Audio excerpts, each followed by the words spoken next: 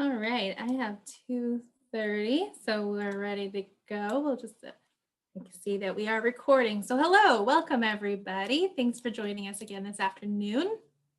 My name again is Amanda Horner. I am the Safety and Mobility Planner with Mid-America Regional Council, and we love that you are here with us again for our next session of Pathways to Vision Zero Summit. We, of course, are doing so in an effort to encourage our community to reduce crash fatalities and serious injuries to zero.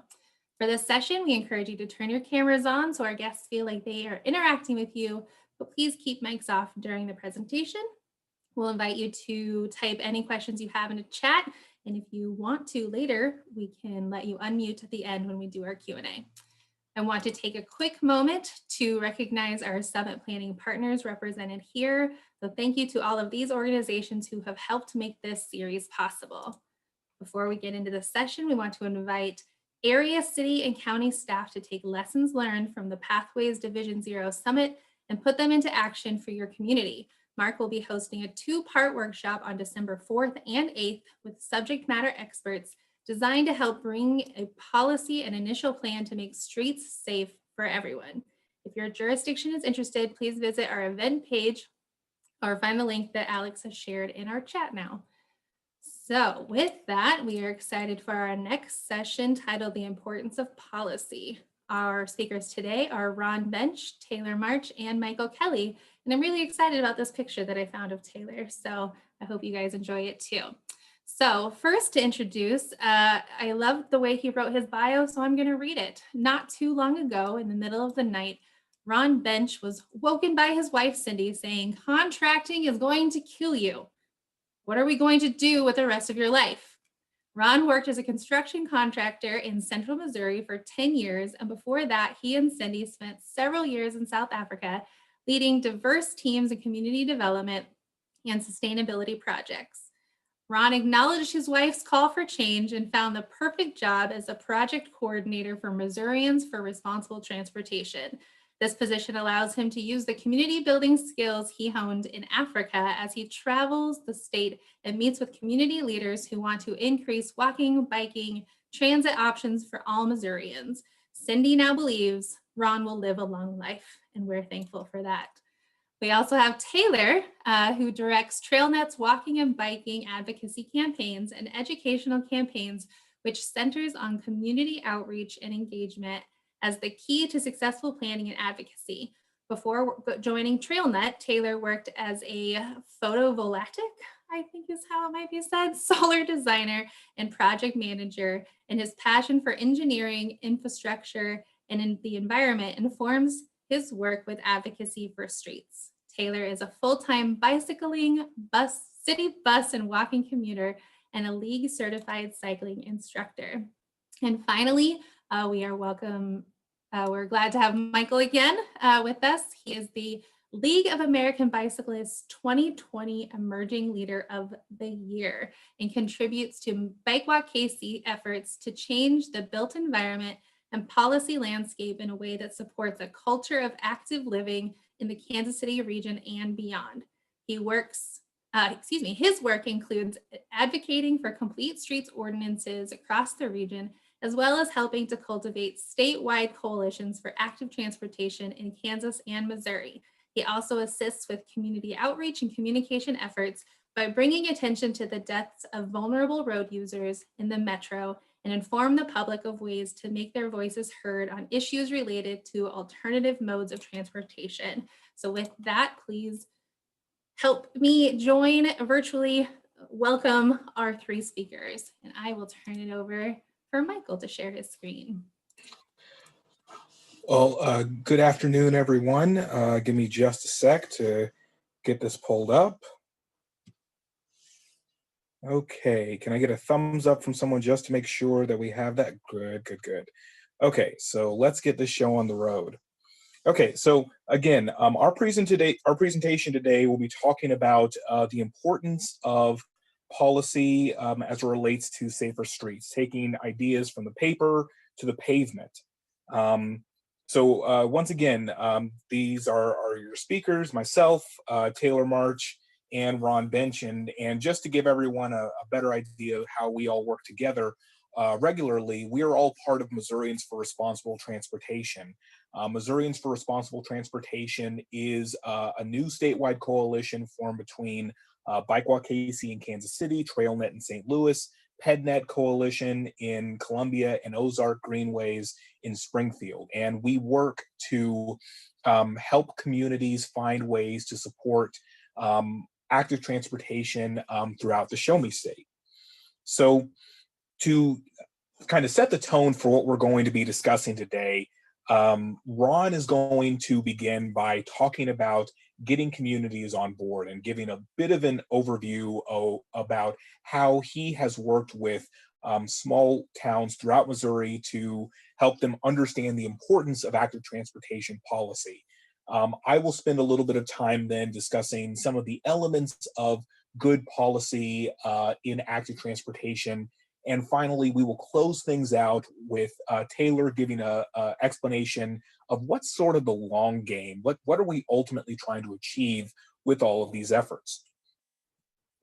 So before we jump into Ron's bit, I did want to give a bit of a brief explanation of the connection between Complete Streets and Vision Zero. You heard it in the previous presentation from Councilwoman Steele as well as Sarah Copeland about the elements of Complete Streets, but we also wanted to talk about what the connection is between Complete Streets and Vision Zero as concepts.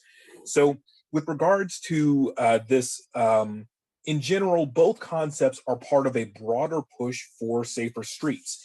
There are a number of communities that have both pieces of legislation on the books in one form or another, including Kansas City, Missouri, most recently, as well as Austin, Texas, Chicago, Illinois, Denver, Colorado, and Minneapolis, Minnesota. Complete Streets can be understood as what we want to achieve. We want to build a transportation system that works safely and reliably for all road users, including pedestrians, cyclists, transit users, and people living with mobility or disability, as well as people of all ages and abilities. Vision Zero, on the other hand, can be understood as a guide to the approach of safer streets. By prioritizing investments in parts of the transportation system with a clear record of injuries and fatalities, for example, we can build a safer transportation system sooner. This helps to make the limited funds city leaders have go further to make safer streets and meet more of the goals for the community as a whole. And so with that understanding in line, I want to pass it over to my colleague, Ron, to talk about getting communities on board. Thank you, Michael. Yeah, it's great to be here this afternoon. Really excited to get to share about what we're doing in communities. I do work with a lot of communities around the state. Michael, you can go ahead and advance to the next screen. We have just a map that is going to show where we are currently working with communities. And as you can see, it covers a big range of size from, I think our smallest community right now is about 400 people, all the way up to the larger cities in the metropolitan area, including Joplin. You've got, Grandview and Clayton, those kinds of cities. So there's quite a bit of diversity when it comes to the lessons we've learned, how we're working with communities, and how we're moving forward. One of the things that I want to stress is that we've worked with a lot of smaller communities, and we can learn lessons very quickly there because things can happen very fast in a small community. They can make infrastructure changes overnight that have a huge impact on their community. So we're able to see the results of policy or the lack of policy very quickly. One of the first things that happened when we started talking about Complete Streets is we did a seminar down in Springfield, and Michael and Taylor are very persuasive. And we had a community hear our presentation on Complete Streets, and 2 weeks later, they passed a Complete Streets policy. This sounded really great. We all cheered. We were like, great job. We got this policy passed. The problem with it is the process probably moved too quickly. And that city went through an administration change about a year later, and now they are really struggling because there was not a long enough community engagement process in getting the community on board with that kind of thing. We also have the example of, and I'll go ahead and say which community this is, of Warsaw, Missouri, which did a whole lot of work for a long time without a policy. They were moving towards the very visions and goals and everything for about 18 years before they passed a policy. So that's just one of the things I just want to emphasize, is the need for community engagement, that the policy is one part of the process. And we're really moving communities along a path towards making everything safer. And the policy is not the end goal, it's part of a process that we're working with.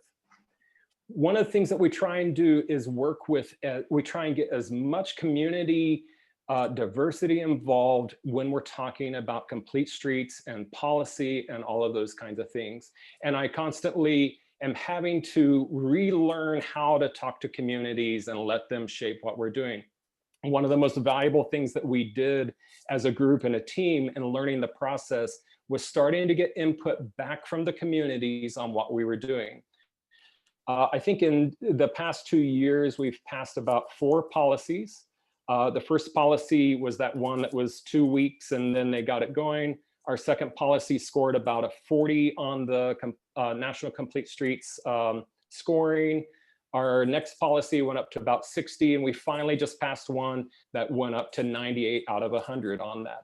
And part of that was because we were listening to communities, having them help us shape the way that policy is written and that process that we go through with them.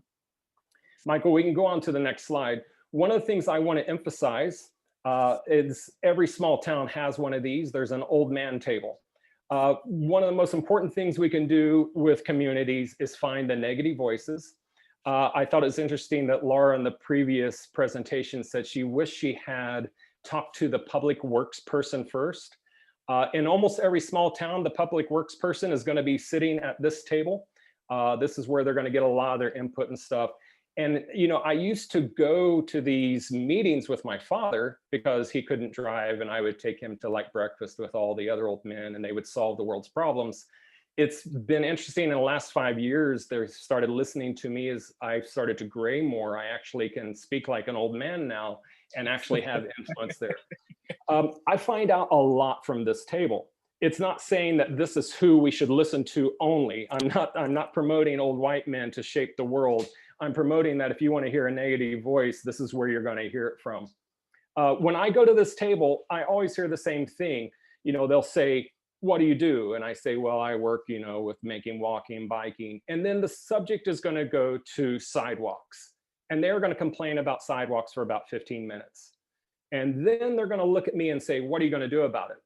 And I'm like, well, I can't do anything about the past, but we can help shape the future and that kind of thing.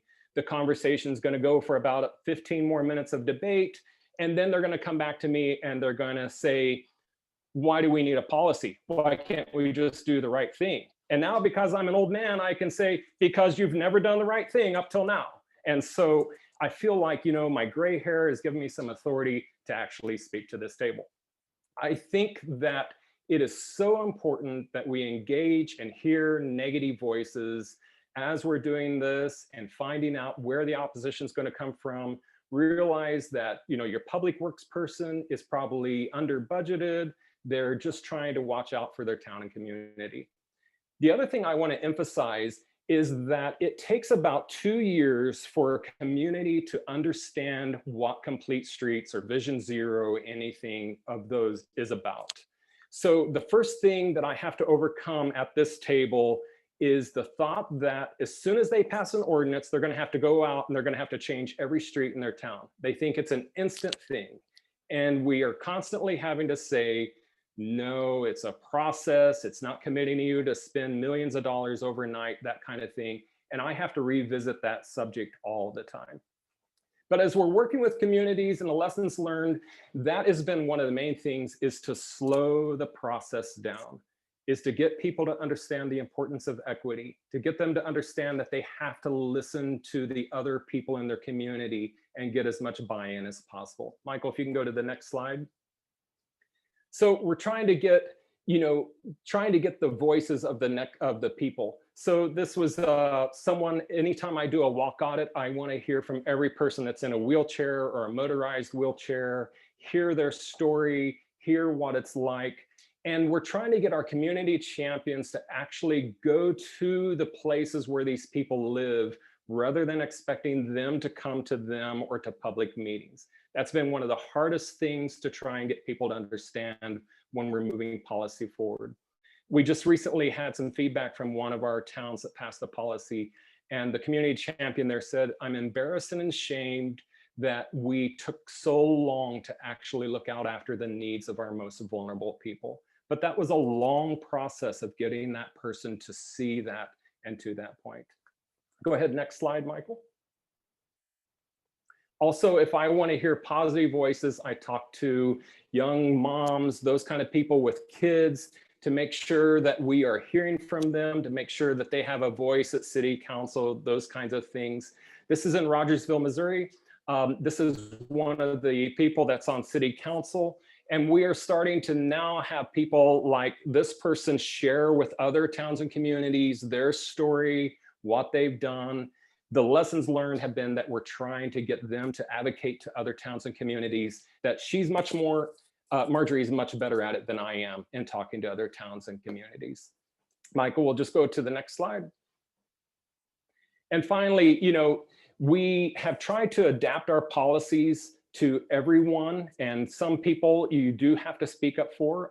This is taken in Morgan County, Mennonite communities, those kinds of things. So we've actually written that into some of the policies. Michael's listened to the communities, give them that kind of feedback, written in things about horse-drawn carriages and those kinds of things. The main point that I want to make is that in the process is that it's a public-private partnership in that if we don't get our public engaged and if we don't slow down the process and getting more buy-in, the policies are not as effective in going forward. I can show people in communities that your policy is very effective, but only if you have people engaged in the entire process and going forward. Next slide, Michael. All right, I am going to turn it over to Michael Kelly now. Thank you very much. And Michael, you can take it from there. All right. Thank you, Ron, very much for that overview. And again, Ron is absolutely right that a big part of what we talk about with policy really does come down to people and making sure that we're equipping them with both the knowledge and the understanding that they need to be able to not just leave a good piece of legislation on the shelf, but to really take it and apply it in a way that will ultimately benefit the people in their community. So with that idea in mind, we wanted to shift gears a little bit, no pun intended, and begin to talk a little bit more about the ideas of good transportation policy. And so let me see if I can get this, not getting this to work. Okay, here we go. So in general, when we're talking about what can make good policy for transportation, there are 4 key elements that we really want people to keep in mind as they're moving forward with this. The first is that equity comes first. Above all else, it is important to think about the ways that transportation policy can potentially help or hinder the most vulnerable members of our community. How will your prospective legislation address historic disinvestment in Black and brown neighborhoods? Will the policy support other needs that vulnerable communities have? If a policy is enacted, how will it increase access to the necessary resources people need to maintain a good quality of life? In both the drafting of legislation and its implementation, equity must be a central focus for the authors. And this has become even more important given the racial unrest that we've seen over the course of 2020, whether it be with George Floyd, Dijon Kazee, or Ahmaud Arbery. These are all examples of how when we fail to think of the most vulnerable and fail to put them at the center of our considerations around policy deliberations, there can be real negative consequences to that. In terms of additional elements to consider, we have to consider and really be mindful of trying to find ways to support multimodality. Transportation policy has historically placed an emphasis on driving, much to the detriment of other modes of transportation, such as walking, transit, or biking. Good policy made going forward recognizes this discrepancy and works to correct it, primarily through funding and incorporating multimodal elements, including sidewalks, bike paths, and transit stops, into repairs of existing roadways and plans for new projects. So this also recognizes that we may want to make these changes, but it's also important in many communities to consider the financial limitations that may keep someone from being able to do this overnight. Like Ron said, it's important to consider the the the time that it will take to get something done over time. That's not necessarily a bad thing, but we should also make sure that as we're making those incremental steps, we're doing as much as we can to support as many users in our transportation system as possible. Additionally, we need to consider ways to promote transparency. So when people don't know about plans or projects, or feel like they don't have an adequate opportunity to offer input before a project is completed, that can create a great deal of tension and an unnecessary strife between the public and the officials working to serve them. That's why, as much as possible, it's important for policy to create clear methods for tracking progress or giving people an opportunity to provide additional input to help shape the context of the project being developed, whether that be with additional volunteer committees, with regular reporting to the elected body.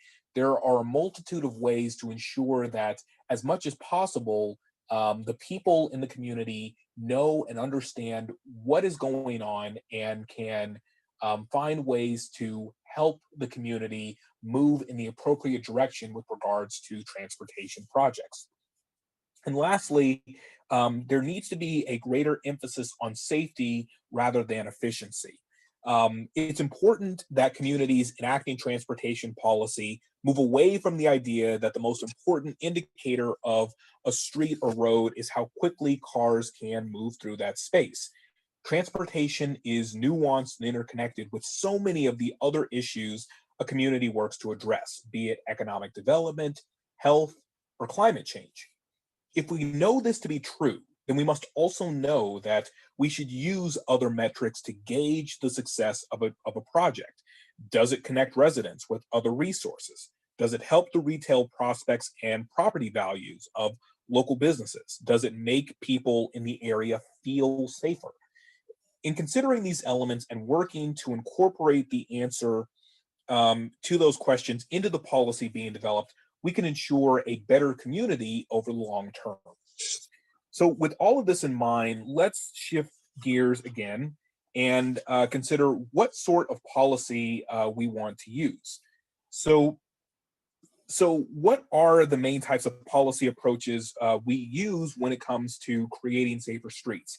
So in the context of this presentation, there are really two types that I want to focus on. They are resolutions and ordinances. So with regards to a resolution tends to be more general in nature and is typically used to express support for something or to direct city officials to move in a general direction on a given issue. The primary benefit of this is that it can be used to set broad parameters for a community to focus on some element of safer streets. The downside is that they often rely on weaker language like should, which can limit the legislation's effectiveness. An ordinance, by contrast, tends to be stronger in language and more detailed in explanation of what is being sought. Instead of broad support for a concept or idea, an ordinance typically seeks to make something a reality, clear guidelines on the steps that should be taken and when those steps need to be taken. The benefit with an ordinance is that it offers a chance to really detail how to make something happen. But the drawback is that because it requires more in the way of explanation and guidance, it can often be more difficult to move through the legislative process. So with that basic explanation of each of these types of policy approaches in mind, let's look a little deeper into each and understand how best to use them. When do you want to pass a resolution for transportation policy? we want to do it when we want to express support for something. So a resolution should typically be used when you want to express support for an idea. If there is a general concept that most of the elected officials in a community can agree upon, such as working to limit traffic fatalities, a resolution is a good way for those elected officials to express that sentiment. Another way to consider whether it might be time to pass a resolution is if you want to explore the concept further. So a resolution is also a good way to get the ball rolling, or should I say wheel turning, on exploring a potential policy change without committing to something. So if a community feels the need to explore something in greater detail before they actually commit to it, a resolution can be a good way to set the parameters of what should be explored and who should do the exploring. We can understand all of this through the idea of the Vision Zero resolution that was recently adopted in Kansas City, Missouri. So in May, the City Council adopted the resolution expressing their support for Vision Zero and the idea of eliminating traffic fatalities and serious injuries. In terms of exploring the concept further, they set up a Vision Zero task force with clear guidelines on what the task force needed to do and when to complete their work. Ultimately, this is a good approach because it gets KCMO to commit itself to safer streets while setting clear guidelines to inform the next steps of understanding how to do that.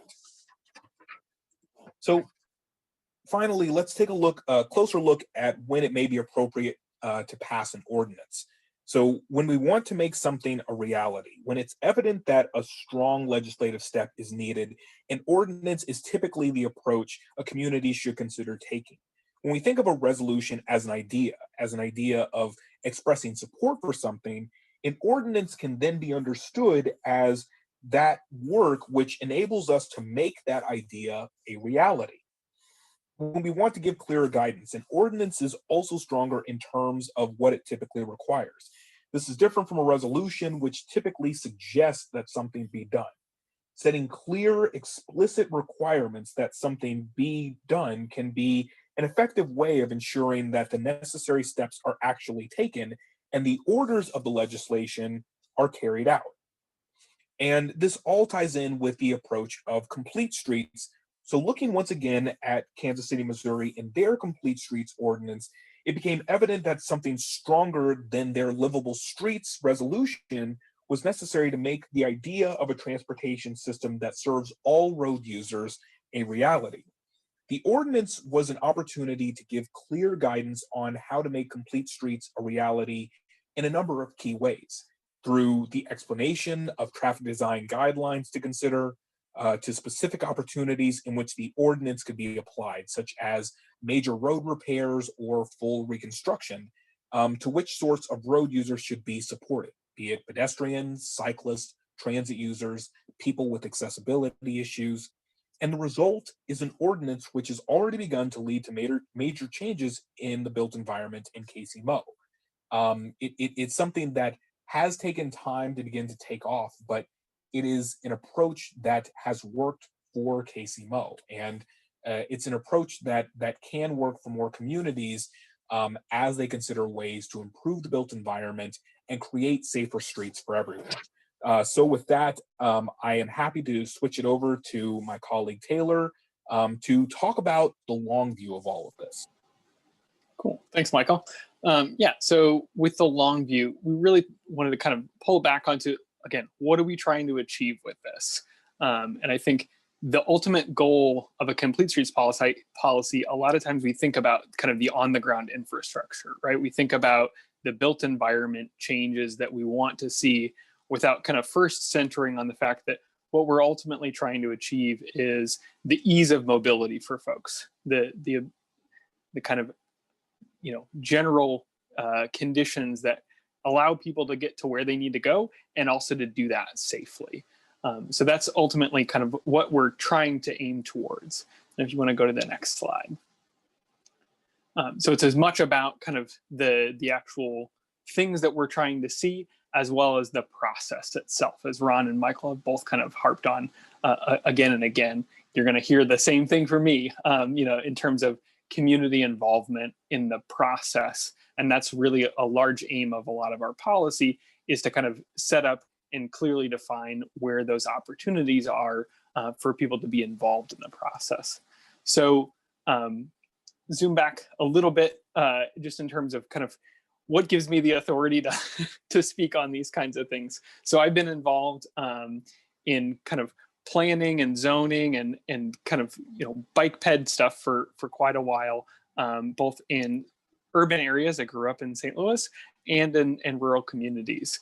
I used to live in a town about the size of Sedalia in Kentucky, and worked in planning and zoning there for a brief period of time. So I've seen this kind of on a bunch of different fronts. Some of the long-term challenges that I've seen have to do with kind of the key resident buy-in. You know, this is a photo of Dad's Cookie Shop. So this is I like to tie things back to projects that we're working on. This is a project that we were working on that is kind of changing a residential street to be more people oriented, doing some traffic calming, slowing things down. And one of the key stakeholders in kind of making sure that that project is successful is this one business that's on that residential street that has truck traffic that also needs to be able to use the street. So again, kind of reorienting, making sure that the process allows for involvement and that we bring these people in early. In terms of what we've seen also benefit and stall other communities, you know, having really clear communications as you're starting to kind of do these processes that tie the benefits to all users, right? We tend to talk about complete streets from the perspective of, you know, folks walking, folks biking, and in transit users, but really there are benefits to complete streets that benefit all the users on the road, including people driving. And we really need to kind of focus on the safety benefits as they relate to everyone in the community in order for these things to be successful. One word of advice I would say is you know, don't tie this to bikes. As much as, you know, I'm a person that likes to bike, you know, I think a lot of times that tends to side rail the conversations, and we don't tend to have productive conversations around what we're trying to achieve if we let kind of one user, be it a person on a bike or, you know, people who are driving cars, kind of dominate the conversations that we're having. The other thing that we've seen is kind of the transparency and public involvement in the Complete Streets Committee themselves. A lot of times that's a key component of the Complete Streets ordinances that we see passed, and advertising kind of how people get involved in that process is a big component of making sure they're successful. If you're a community that's passed a policy and you look around the table at your Complete Streets committee and there's no residents, then I would say that's issue number one in terms of actually being successful in how that is implemented. If you want to go to the next slide.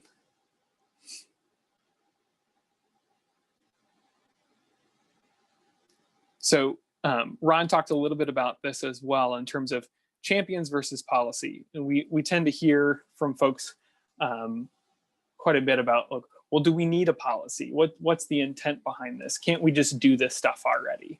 And I would argue that you need both. You need the people, first of all, you need the people that are passionate about it to make things happen. You can't just pass a policy and expect things to be you know, done.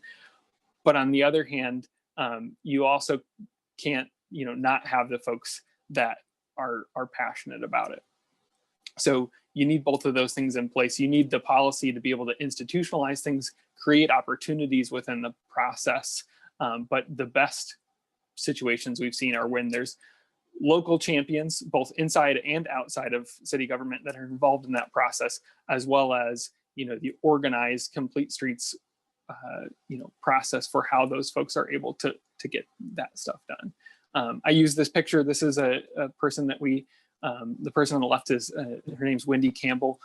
She was a community liaison for us for a environmental justice grant that we got, focusing on some neighborhood safety. And she was really passionate about kind of making it safer and easier for folks to walk within the neighborhood, and went through some different advocacy trainings, has just kind of been a champion for years and years and years now, became committee woman within her ward. And we start to see kind of the results of that work whenever you have those individual passions combined with the policies themselves. Go to the next slide.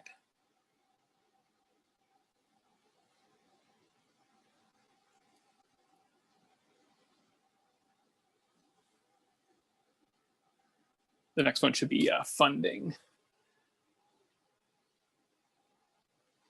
Maybe. I can just talk about it. So another thing that we commonly hear when it comes to policy is like, okay, well, we're going to pass this policy, and then, you know, all of a sudden the funds are going to be there, right? We'll be able to do whatever we need to do. Or, you know, as Ron talked about earlier, the concern that, you know, we'll be obligated to do all this stuff and we don't have any funds. So I want to kind of address that head on, kind of from the beginning of, I think there's a bit of a false narrative right now that I hear a lot, both in urban communities as well as rural, that, you know, the other place has money, you know, like the Tiger grants and things like that are more directed towards rural communities so they have an easier time finding them, or that, you know, the urban areas have these great, you know, like they've just got a ton of people living there, so it's easier for them to implement. And neither one of those things is true. This is difficult to do no matter where you are. And I would argue it's the kind of hard work of changing hearts and minds and reorienting kind of concrete infrastructure stuff that takes a long time to change. In addition to that, you know, walking and biking specifically are typically around 1% to 2% of the federal transportation budget. So when we're talking about the actual dollars to make this stuff happen, it's really hard to find funding. And it takes like long-term focus on what we want to accomplish and then trying to find those opportunities. Sometimes it's large grants like from the feds. Sometimes it's small kind of family foundations and things like that that work across the state that really help us address those needs. And it doesn't always have to be an increase in spending. You know, a lot of times we see where communities kind of tie this in with their regular repaving efforts. And I'll have some kind of success stories on that later on in the slides. The other thing that, you know, a policy helps do is helps direct those outside funds more easily than I think other mechanisms. A lot of times what I've seen in the long term is that if a community has those kind of stated intents and desires, you know, those already adopted plans, it's much easier to attract potentially national funds towards those kinds of efforts that you're trying to do. And without that, it's hard to be taken seriously by some of those folks. It's just, okay, well, this is one person's intent. When you have a policy on the books, it typically shows a broader level of community buy-in and support that funders like to see whenever they're directing funds towards projects like this. You can go to the next slide. So I've got a couple of project success stories. I'm just going to kind of go through these a little bit one by one and talk about some of the things that happened.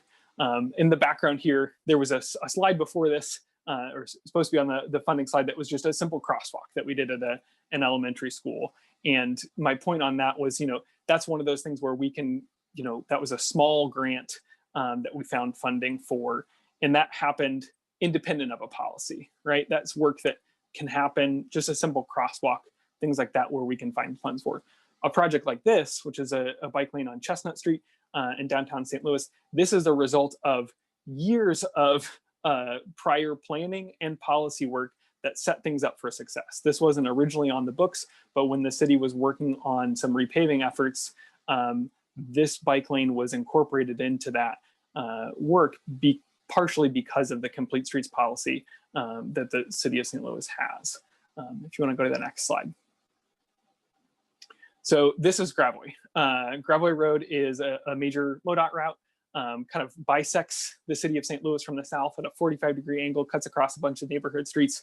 And so it's both a key route for a lot of folks and also potentially a barrier. And so the city of St. Louis, as I mentioned, has a Complete Streets policy. So when MoDOT was looking to repave this years ago, they looked at the city's Complete Streets policy. They said, okay, we want to try and make this a safer place for folks. We've got some speeding concerns. We know that it's difficult for people to cross the street here. That at one point in kind of the process, they even entertained closing some of the residential streets so that there was more defined access across the street, which they got a lot of negative feedback from residents on. They didn't want to see, you know, the pedestrian crossings of the street limited. And so it was a long conversation and a long struggle. But if you want to go to the next slide, what we ultimately ended up with was this. You know, it's a pretty regular 4 to 3 lane diet with some on-street bike lanes, helps serve these businesses here. And, you know, in a lot of ways, when we talk about complete streets, there's a compromise. I think, you know, for people who are driving, there's a lot of people who were upset about this change. For people who are on bikes, there was some folks who were upset about this bike lane that, like, you know, there's not really any protection, but it is about trying to strike that balance. And I bring this up partially as a success story because after all these conversations and all these tense things within the community, when they went back and looked at what was happening on Gravoy kind of after the change. So they went from 4 lanes to 3 lanes. The speeding decreased, but the number of cars that got through the lights kind of within a cycle increased. So the functionality of the road actually works better, even though the overall speeds are down.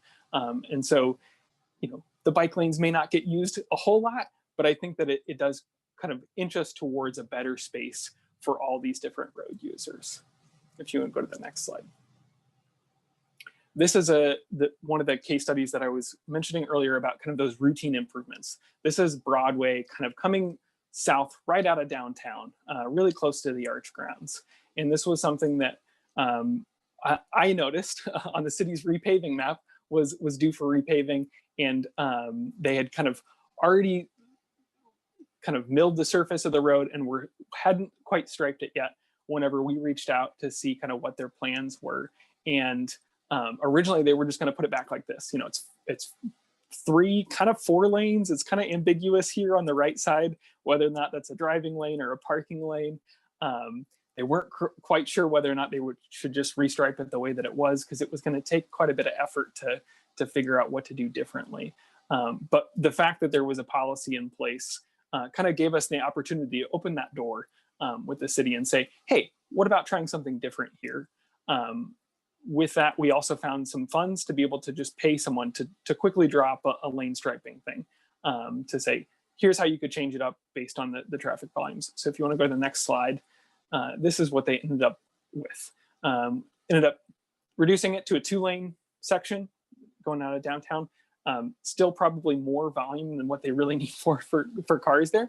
But, you know, we've got the space. And so they ended up doing a buffered, and even where you see up on the left there, a parking protected bike lane, kind of directly connecting into a lot of the infrastructure work that's already there. And so this was something that didn't cost the city anything extra to do, especially since, you know, they had advocacy groups and things like that looking for those funds to be able to draw up other striping plans.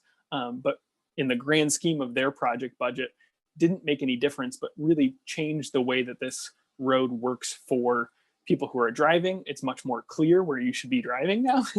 and for people who are biking, really gave them an opportunity to get through this pretty high stress connection, because you go right under a bridge right after this. So a good success story there. Next slide. That's kind of flipped around the other way. I just wanted to kind of show the perspective for folks who aren't from St. Louis of how close this is to kind of our downtown core and everything there. So next slide. This is a project from Clayton, Missouri. And so this is one that is not on the ground yet, but I wanted to highlight the process that they used here. So the city of Clayton has a complete streets ordinance. They have a pretty strong environmental, climate change focused resolution that they have. And so when it came time to repave this section of road, which is Maryland Avenue, they looked at what they could do on the different road. And they really came up with kind of a menu of options, and went through almost a year of city council meetings where people were bitterly fighting each other about what the best and highest use of this road was, and ultimately came up with what you see kind of in terms of the selected uses above, but I wanted to highlight the process itself. Those city council meetings where people were kind of saying, no, we don't need the bike lanes, or we need parking and we don't want to lose any of this. As difficult as that is, that's really what we're aiming for, is the fact that there is the opportunity for people to weigh in as those roads are being repaved, so that our elected officials, public works folks can really work to understand what is going to serve the needs of the community the best. Next slide. Lastly, this is the project that I mentioned, Wendy Campbell on that community champion slide. This is one that we've been working on with her since 2013. So a very long range project. And I wanted to highlight it just for the fact of when we talk about funding, that conception that like, oh, this is going to be really easy in urban communities. This is a simple 1 mile stretch of a neighborhood street that we've been working to change for a long time. In 2013, we started that organizing work. In 2015, we took a group of city officials as well as community champions to Kansas City to check out some of the infrastructure that you all have there, as well as to Portland, Oregon, to look at what they've been doing with these kind of neighborhood greenway, calm street kind of concept, and got both elected officials as well as local residents bought into this process. We also had to change some of the policy that we had in the city of St. Louis that banned vertical traffic calming. So before TrailNet's involvement, you couldn't have a speed hump on a residential street for concerns of the way that would impact emergency vehicle use. So in kind of bringing everyone to the table, having those conversations, having folks understand what the concerns were in terms of emergency access and what we could potentially do to mitigate that, we came up with a policy that has now enabled the use of vertical traffic calming within the city of St. Louis. And even though this project isn't built yet, it'll go to construction in the spring. We now have over 100 speed humps on residential streets within the city of St. Louis, where their use isn't going to impact those emergency vehicles in the way that in a way that would negatively impact their kind of service times. So if you want to go to the next slide, this is kind of the concept of what could potentially go here. Is we're looking at some pretty extreme kind of curb extensions and a speed hump kind of through the center of this intersection to really kind of recenter this very residential street more towards the walking uses that it sees. It's right next to the city's busiest bus route. We have a lot of folks that walk here. The city's only free public pool is just to the kind of the bottom right of your screen, and this kind of 45-degree crosswalk that really reorients people and gets folks across the street and kind of on foot to those areas is a really exciting thing to see. So that's kind of when we talk about the long term and the success stories.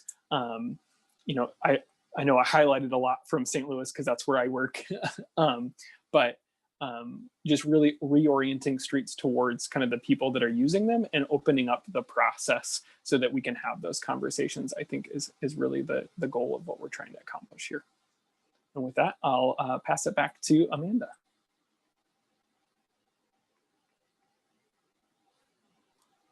Sure thing. Thank you guys so much. A virtual round of applause for your presentations. We greatly appreciate them.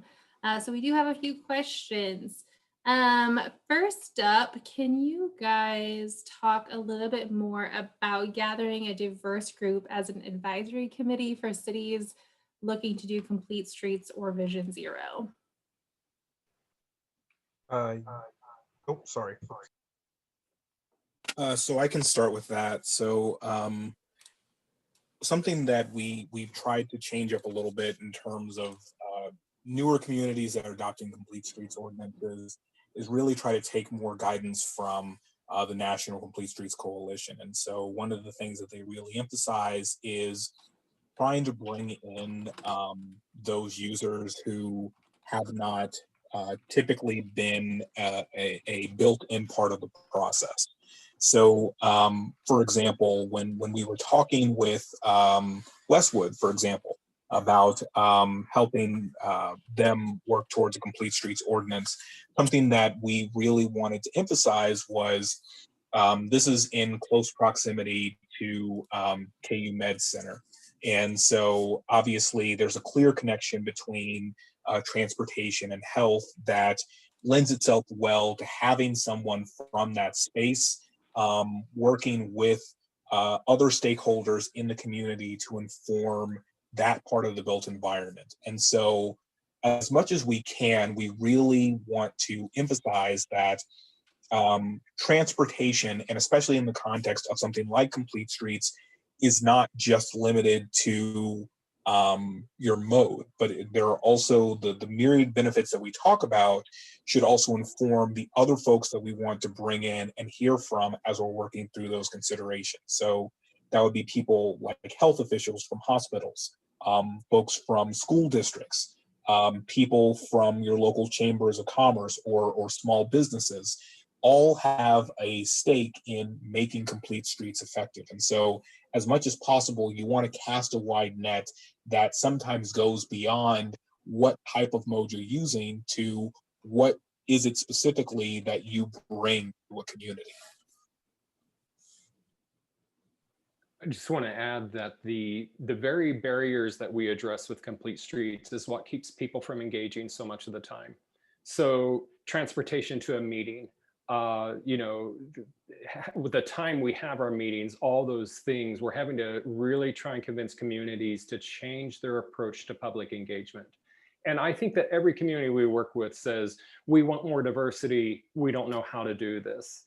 And so it's kind of changing that mindset of saying, go to the places, go to a church, go to a community center and have your meetings at 8 o'clock at night to where someone can, get their kids at home and have that meal or whatever. The other thing that we're trying to do is get more public engagement over a long period of time. So not to just host one meeting, but to have a meeting where people can come and go and like see a message board or put their comments on or those kinds of things. All of those we're trying to hear from a more diverse group of people, because it can't just be me chasing down the person in the wheelchair when I do a walk audit. We really have to hear from that diverse group of people and communities. I would definitely argue that you don't want to chase anybody down. It's never advisable. Thank you guys. You talked a lot about the kind of long view, but I'm curious if you guys would have any advice of what that first step would be for cities or even advocacy groups who wanted to bring policies to their areas.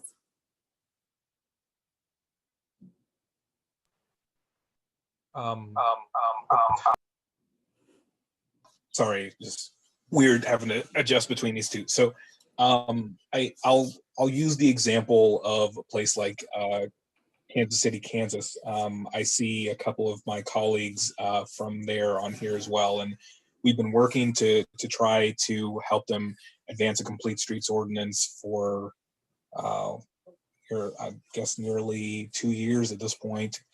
And so a lot of what it begins with is just working to get that understanding of the lay of the land and understanding, what are the limitations to transportation in a community that something like a complete streets ordinance could potentially help. Like that we even stepping back from transportation advocacy for a second, there's often this advice that you shouldn't necessarily go to a community and say, I have the solution for your problem, but you should work with them to understand that and then let them help inform you what the solution should be for their community. And I think that that's a similar approach that you should take when it comes to transportation policy. So in terms of what we've seen with KCK, for example, what's been beneficial has been being able to hear from the neighborhood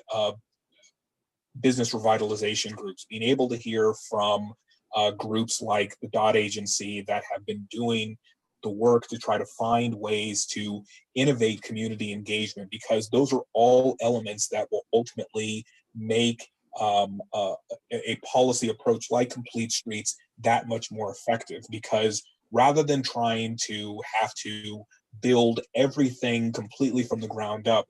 You can be informed by what has worked and what has been less successful, and that can ultimately help to make sure that what you're building is something that ties in with the community and will ultimately have buy-in, because it's something that people are familiar with, they understand, and they can ultimately use to make those necessary changes for their community.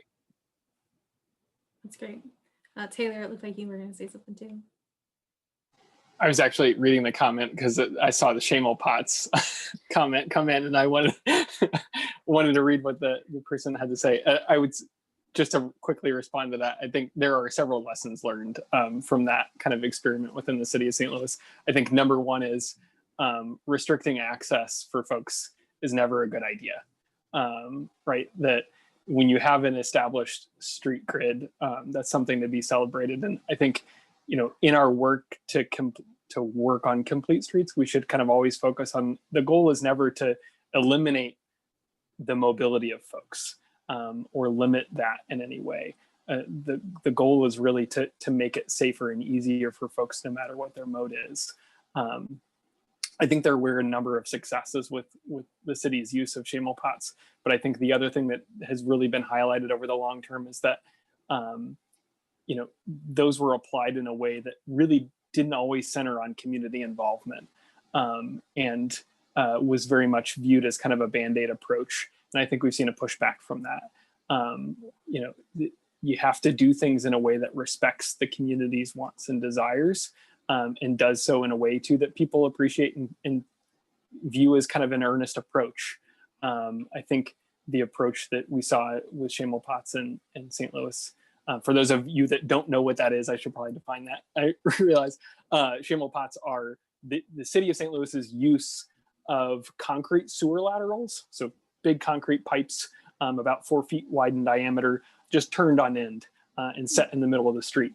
And they did that under then Mayor Vince Shamel's administration to kind of try and intentionally cul-de-sac city streets with the intent that created kind of more defensible space and also kind of limited a lot of the speeding issues that we saw within the city of St. Louis. But the result of that, I think over the long term, what we've seen is by restricting access on some streets, we end up collecting speeding issues on other streets. And so what I've seen over the last few years is kind of a pushback from that of, I think the use of them as kind of curb extensions and things like that can be very successful, but only whenever they're placed in a way that the residents are asking for them too, because they have a tendency to collect trash if they're just something that is just kind of slapped on as a Band-Aid. So. Right. I'm going to try to do this super quickly. As far as what are some performance measures or successes that you can look at to kind of know that an ordinance or a policy has been successful?